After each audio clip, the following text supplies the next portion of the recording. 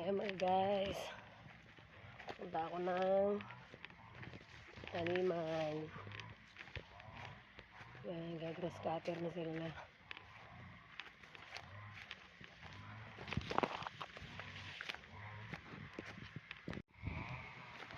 Hangin, lakas ng hangin mga guys.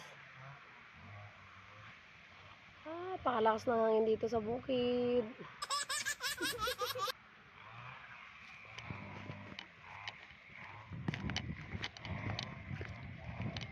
Yan. Buti naman lumamig-lamig.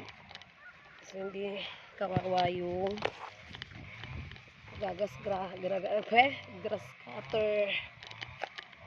So yan ang taniman namin ng kamuting bagi. Mga guys.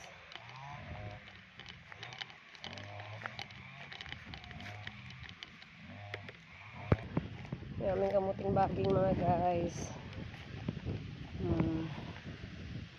Ayan siya. Madamo na aming kamuting baging.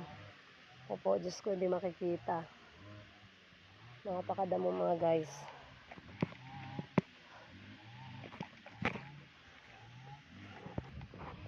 Talagang sobrang damo. Ito yan siya.